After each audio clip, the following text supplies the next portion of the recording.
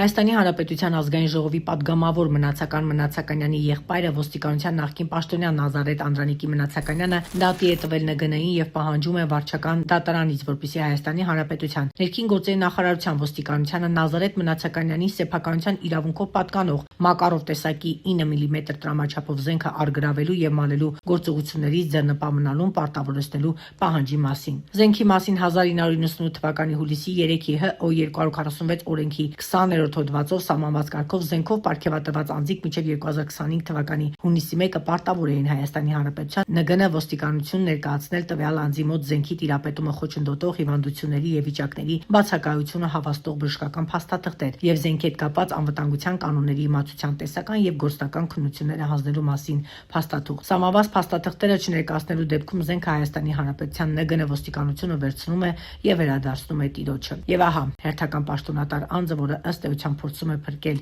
իր զենքը, դա ազգային ժողովի նախկին պատգամավոր Մնացական Մնացականյանի եղբայրն է, Նազարեթ Մնացականյանը, որը երկար տարիներ աշխատել է ոստիկանության համակարգում։